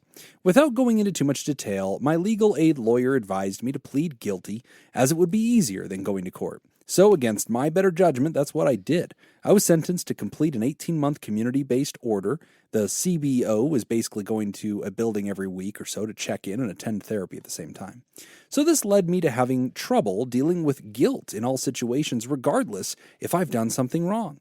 It started directly after sentencing when I spoke with the court clerk and they told me even if I am innocent, because I pled guilty, I have to accept that and wear that label. Attending that CBO and therapy sessions was tough because I was under the impression I had to act guilty. So, when asked why I did it, rather than explaining the truth, all I had for a response was, I don't know. Eventually, I told the therapist I was innocent and only gave a guilty plea based on my lawyer's advice. The therapist said outright they didn't believe me. And to make any progress, I had to be totally honest with him and myself. This was the first mental health professional I'd seen, and has shaped my impression of and affected my ability to successfully get anything out of therapy. Carrying around the guilt of something I didn't do affects many aspects of my life. I'm going to mute my phone for a second. I didn't realize that would come through too. That was me sitting it to everyone so that on the next break, Nick can see the text thread. Would have fun on the next break. I didn't mean for that to make noise in the middle of you reading it. That's my fault. Carrying around this guilt of something I didn't do affects many aspects of my life. Some examples: getting work has been hard and embarrassing when I need to give a police clearance. I also need a visa to enter the United States and have to relive the trauma again, retelling the details to a stranger in an authoritative position. This past year has been rough. February of 2023, I had to work across the road from the courthouse I attended, and that started a spiral. I have a history of self-harm and a suicide attempt, so working around sharp objects and on roofs led to many intrusive thoughts. I left my job fairly quickly. It also made other minor stressors intense and compound on the depression. An example being put together the comic book for Piff. Something that should have been exciting turned into a breakdown. I've been to a new therapist for the first time in years, but gave up when I felt like no progress was going to happen and intrusive thoughts about them not believing me kicked in. The feeling of lack of progress always occurs, and I'm sure it's common. Even when I tell them I want to focus on dealing with the guilt, it seems to never be addressed. I'm only ever told to employ CBT techniques, which for me is only good in the moment. For example, if I go for distraction, the moment I stop my distraction technique, I'm immediately back to depression. Every therapist I've seen has also told me something along the lines of, I can't help you, or you have a lot going for you, you shouldn't be depressed. Oh. So, do you have any advice with learning to trust a therapist? And is there anything I can say to them when they tell me they can't help? Do you have any advice for dealing with guilt, not just in relation to this, but also oversized guilt in other situations? Thanks, Wayne. Pronouns are he and him. Do they not? They must not have no contest.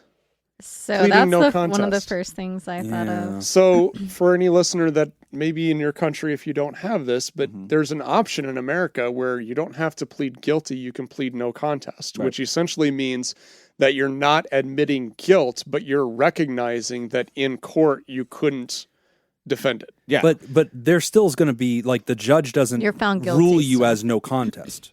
Yeah, You're but that's pleading- still, but that's we do your that plea. to parking tickets. Like, if you're accused of a real crime, like Trump couldn't have pled no contest, and then he goes down in the history book says no contest Trump. Like, you're going to get innocent or felony, right? So like you're going to it's going to be arbitrated ultimately. Well, I think at that point, I don't know.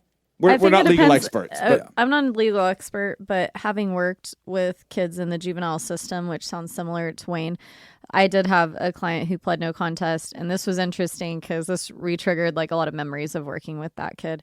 And what it is it's kind of like, in my opinion, like in Trump's situation, if there's evidence against you, they're not going to allow you to plead no contest. They're like, no, we got you. You need you to serve defend your yourself or go along. This is more like, okay, having worked with sex offenders, for example, this person said you did something. Maybe they don't have additional evidence, but they have this allegation. And so they're coming to you saying... They don't have DNA evidence, but they have a credible allegation. You're going to have to defend yourself or no contest and we move on. It's a little bit muddy waters. So they're like, we can take this to court and it might go for in your favor, it might not, or you could just plead no contest where you're not going to fight it and you're going to serve like whatever you need to do, but you're not admitting guilt. That's the thing. I feel like no contest is kind of what I don't fucking know. Not a legal somebody person, write in and explain to us how we're wrong. Yeah. But to me, my thought on it is that no contest is kind of like a plea deal. You know, like on TV they do plea deals and stuff, where it's like, if you plead no contest to this,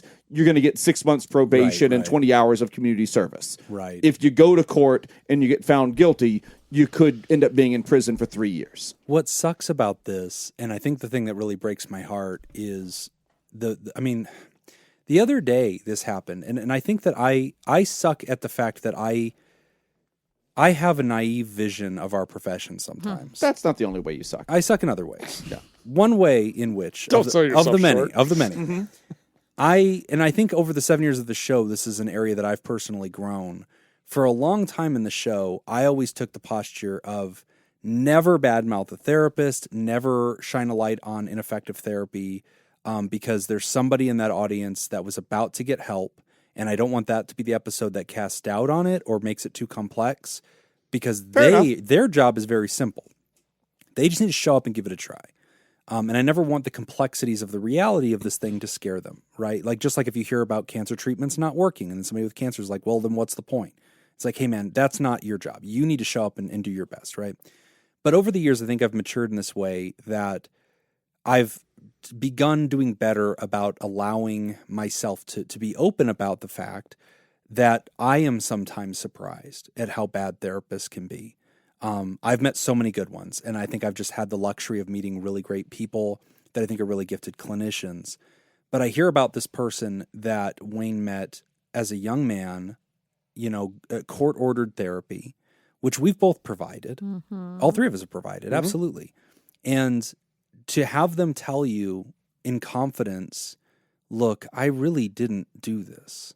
And then to not afford them unlimited positive regard and instead try to correct them, be like, yes, you did, and you need to accept that. Right. It is just, there is a universe where I can see that play to break through specific denials in very complex situations, but it's almost never the job of the therapist to do it.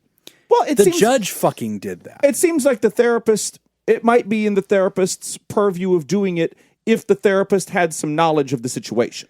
Maybe, but really, you're there to... Like if Whitney comes to me for therapy, and Whitney says to me one day, I did this illegal thing. I littered and was ticketed for littering. Right. And then the next day you come in and say, I wasn't really littering. I dropped it. I did this. I pled guilty to littering because of this.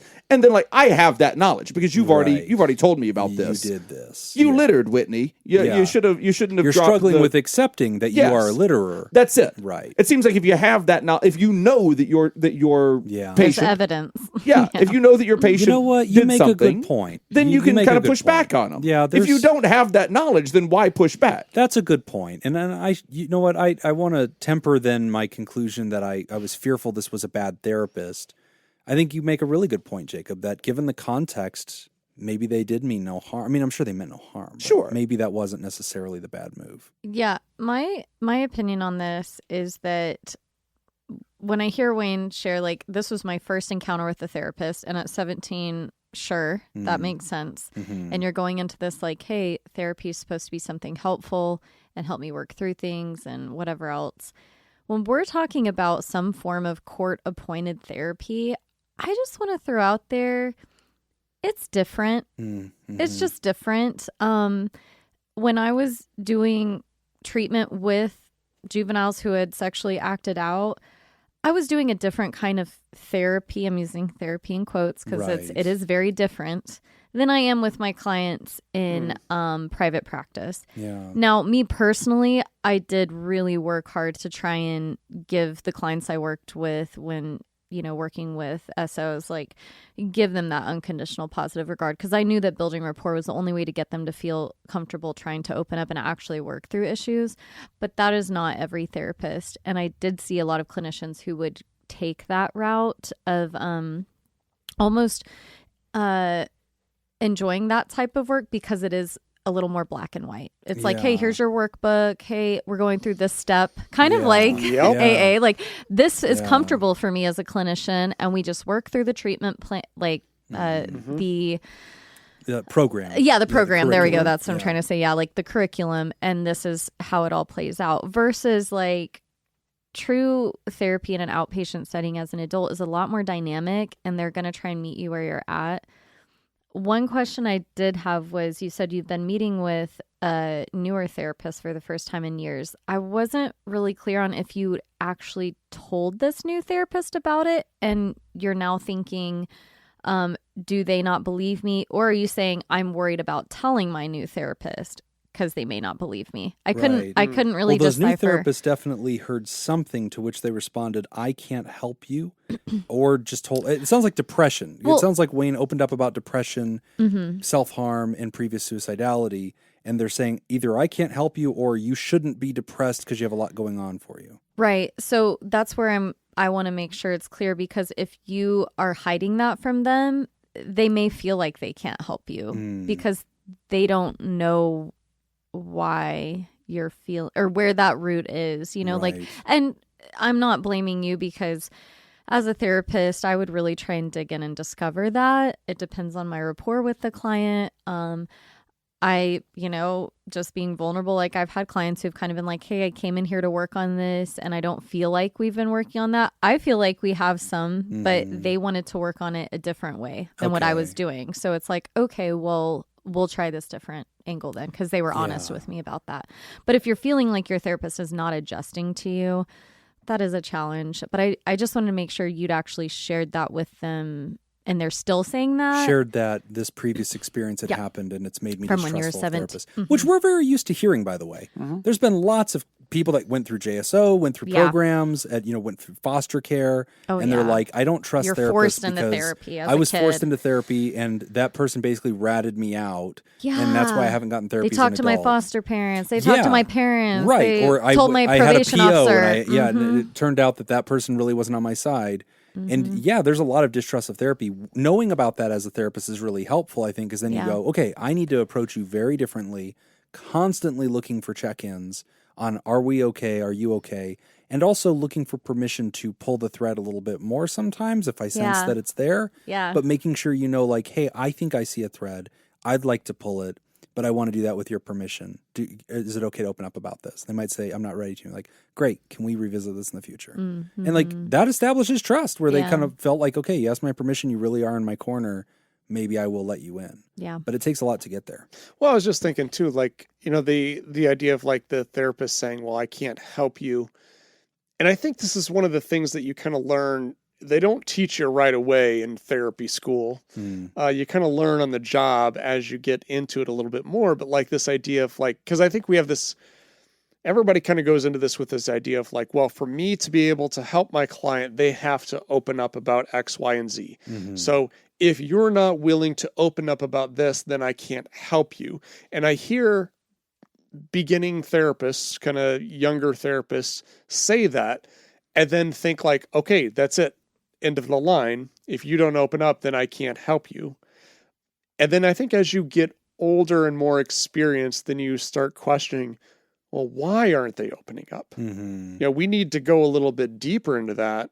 what's going on, because then that still comes back to me as the therapist. Right. Yeah. So maybe I'm not creating an environment in which this person feels free to open up. That is a really important point because I've Two of noticed them in one show, You're everybody. crushing it, buddy. Yeah. In fact, I'm leaving the shit talk Nick thread. I'm done. All right, I'm Jim done. has I'm not left done, the guys. thread. Keep me in the thread. No, but like this comes back to something that you and I, and we've talked about this on the show before, that philosophically, I think we are in a camp of therapists that says if you're bumping into a patient who's not giving themselves to this process, they're not participating, you have work to do, not them right away.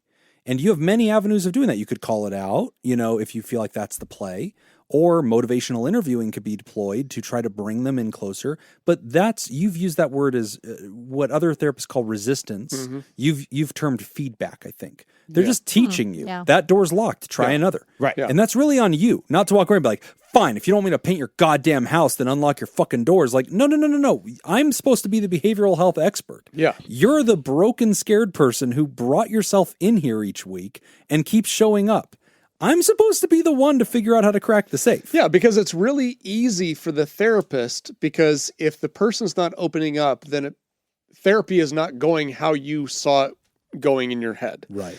It's like, well, this isn't the brochure. This wasn't on the brochure. This isn't the movie that I pictured therapy being when I decided to be a therapist. This is not going how I want it to go.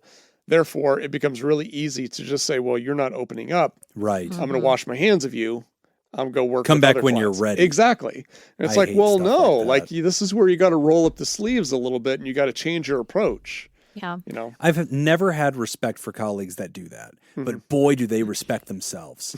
They tell those stories. They just at the water cooler. So I told them, you're not ready. You come back when you are. You did? Damn right I did. Because I know what it takes. And like, you're a fucking tool. Yeah. Like, you're really bad at this. Like, you couldn't outthink the shy patient? Yeah. Really? Like, Right. that was your stop? Right. Like, your stop sign was persons too shy? Jesus Christ. Like, Yeah. you can only do therapy with people that wrote their own biography and like gave it to you to read? Like, come the fuck on. But I think it would be important maybe to start with just trying to separate as much as you can, like that type of therapist who's working with the court system. Yeah. And their goal may be, what they say about Nick, no. But working with the court system, like when we talk about CBT, I almost want to talk about that as being a challenge more than you sitting thinking like that was a therapist and they said these harmful things and it was, not helpful at all. And now that's therapy. Like try really hard to remember like that clinician, I'm going to call them a clinician. Yeah. That clinician was kind of maybe following the script, following the coursework of like probably 98% of people that go through there. Yeah.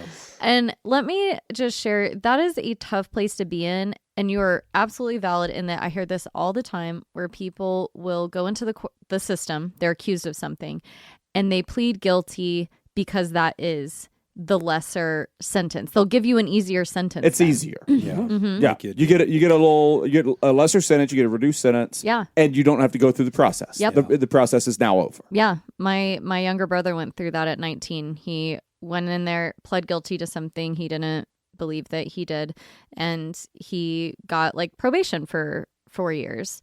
Now he violated probation and then had to serve, but like that was on something different. But like it was something that could have been a 10 to 20 year sentence in prison, and he got 4 years probation for like just pleading guilty. Yeah. So he did what he was told to do by his lawyer. Right. So I think that like, I just want to tell you, I know you're sharing like that was against my internal drive, and I feel for you there because listening to family go through that is a really, really, really tough thing to do at a young age, at 17, 19. And then to have to wear that. And now you wear it the rest of your life. They warn you, hey, whether you did it or not, this is stapled to your forehead. Right. Yep. So you may as well get used to that being an identity marker. Yep. And having to live with permanent guilt. Yep.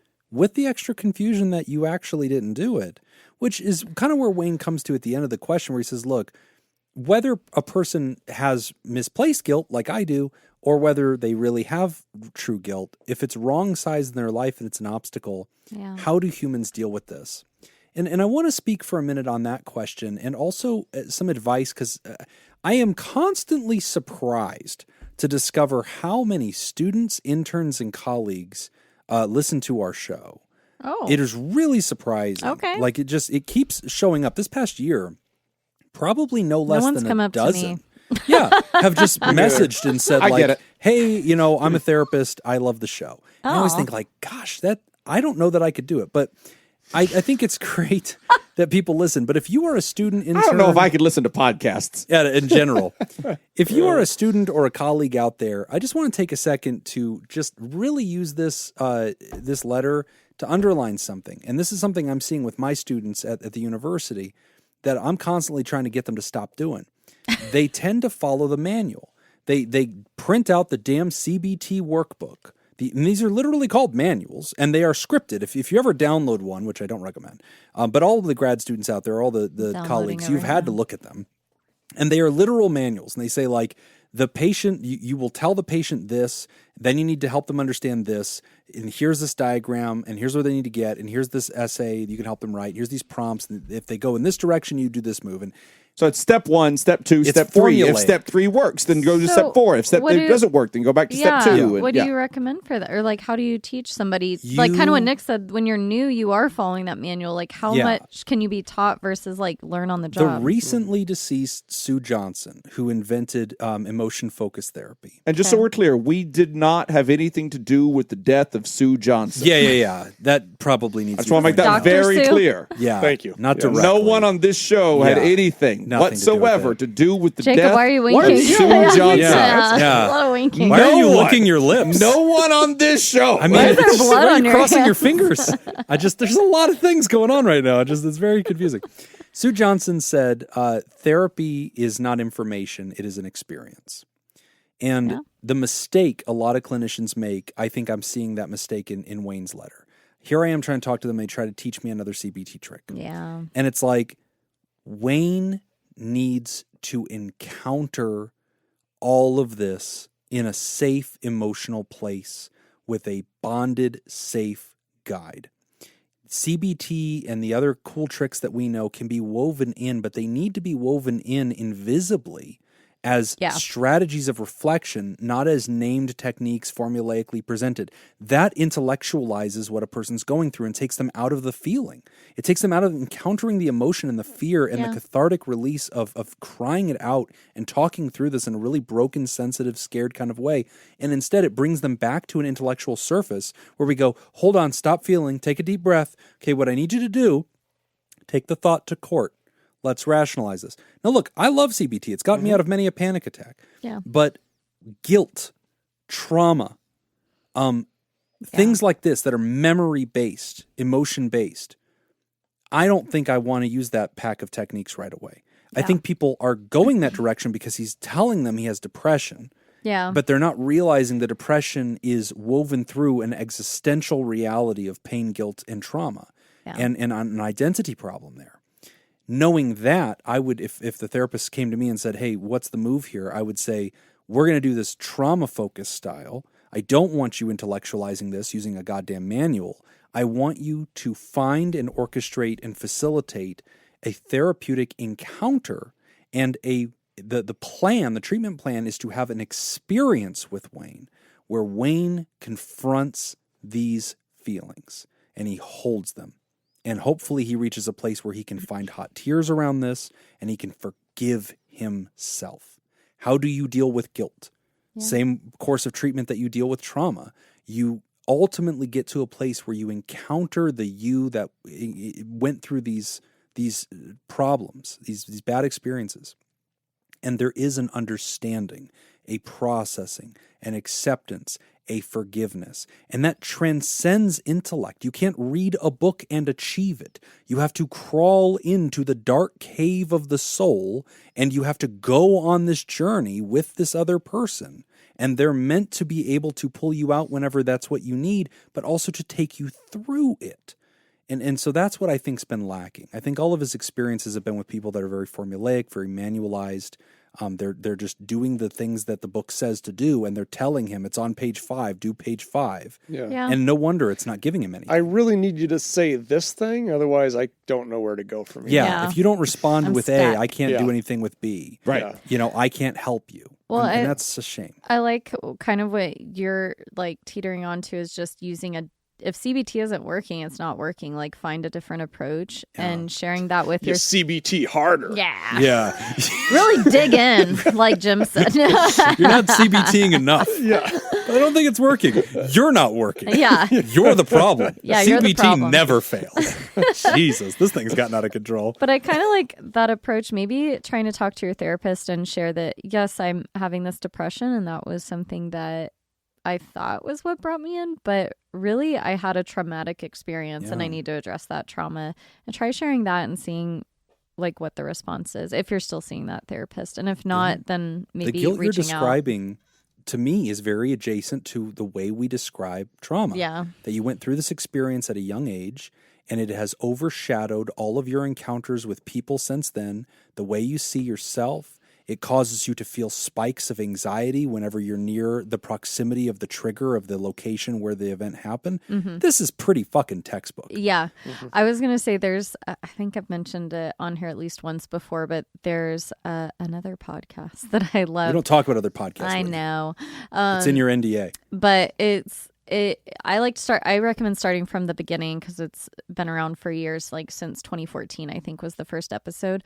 But go back to 2014. The first episodes are like 15 and 20 minutes. They're really short. What's but, the podcast? It's called The Adult Chair. I love it.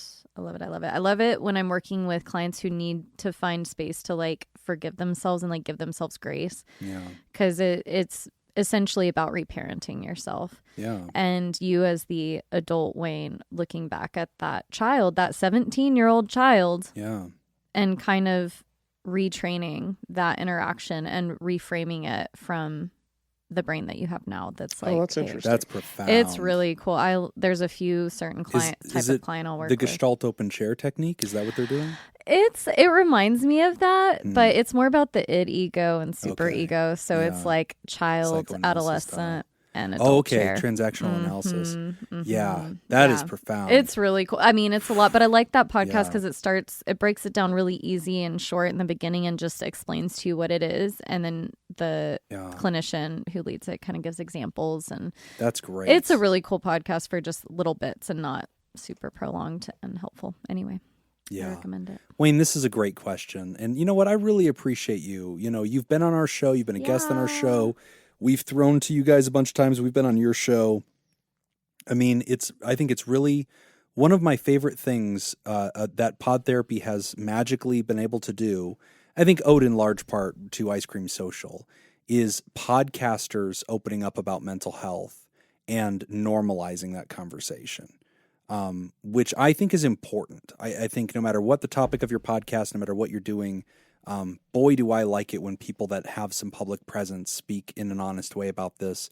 It's brave. It isn't easy to do. It is. It's hard when we all do yucks and we keep people entertained, and then to like break that fourth wall and really be vulnerable and honest and give people a chance to learn from your history, your story, and your humanity. I admire you, man. I'm really glad you did it, and I hope you won't give up on this process. Yeah.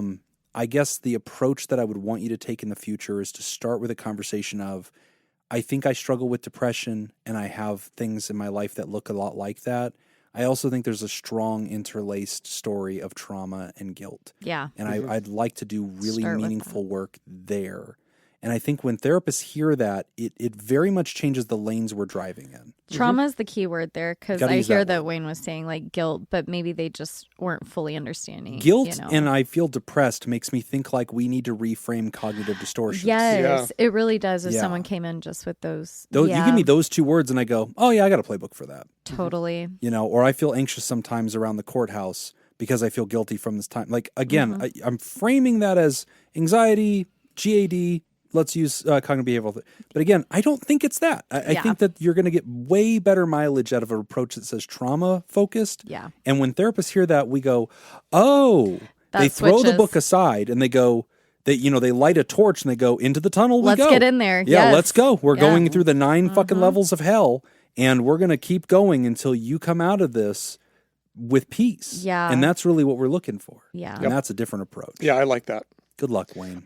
Stay in contact with us. Let us know how this goes. Yeah. Actually, I'm just going to text him. He's on my Fuck Nick thread. Oh, good. We added Dear Wayne. Oh, I'm glad we're adding people. That's great. Yeah. Fuck Nick, am I right? I just saw the new one. This fucking... Oh, this one's so good. Oh, wow. Oh, this is great. I didn't know you could make memes so fast, Jacob. Oh. Jacob's very good at what he does. He is. He's He doing has a nothing gift. over there. He has a gift. These are great. I especially like the last one. I'm pretty happy. The with that last one. one's very good, but the Nick who looks like he just popped, like he's crawled through the desert. Yeah, he looks and is very staring dry. in the distance. It's this It's one. this one. Oh, yeah, Yeah, that's it's- from Facebook. That's a good one. Yeah, he is deep. Yeah, in I'm your- just pulling pictures off Facebook yeah. to take the backgrounds off. Yeah. That's all I'm doing. Yeah, it's very solid editing work. As we wrap up the show, we want to remind you can sign up at patreon.com/therapy. You can get our extended show ad-free a day earlier, as well as enjoy our live chat Discord community and our weekly deep dives, interviews, skill shares, research roundups, and rants. He's got it up on the big screen for you, Nick. Oh, There you go. Those eyes. that's creepy. That is... I did not like that. Your beard looks good. I like Oh, your the beard. beard's fine. It's the It eyes. looks really good. Yes. It's crazy eyes. Yeah. We've got some new folks that have joined the Theraparty at Yay. patreon.com/therapy. Who's We got a new new to the bunch? Therapal, Middle Z. Middle Z. Oh, that's Welcome funny. to the Theraparty. We, of course, want to thank our benevolent, revered, generous, and flagrantly Fragrant. pro-therapy diehards who love you all so much that they give till it hurts, the Therapartners. Thank you, Dirty B, and thank you, Pickett. And we want to thank our bosses, the mysterious and shrouded Illuminati members of the fan club, the Theraproducers. Thank you, Jake Schneider, Myra, Robert Brownie Jr. Mint, Smitty Scoop, Ben Dawn, Judy Schneider, Kayla Lansbury, Mrs. and Mr. Hot Dog Scoop, Malia, Leon Kassab, Mason Miller, Richard Macy, Carolyn Albert, Kevin Chamberlain, Tess Miller, Sammy Scoop, Ben Stanley, Slapping Ya Face, Sarah Smith, Adam Hathaway, Byler T, Mike Helm, Paris, Samantha Cohn, Darren Cunningham, Lib, Team Monaco, Thunder Cougar Falcon Scoop, Matt and Lisa Tangeman, Heyo, Oscar Swanrose, A Sunny Boy, Slurpy Kai Motherfucker, Sandra McWaffle, Dan Martin, Hannah Marie, Andrew Langmead, Bug Nuts, and Emma Kane. And if you would like to hear this episode uncut and unedited And why wouldn't you? and enjoy our spontaneous side projects, go to patreon.com/therapy. And thank you for supporting mental health. That's all the time we got for this week's session. I want to thank our landlords, Matt Mattingly's Ice Cream Social Podcast, and thanks to those of you who contributed to our show today. We really appreciate it.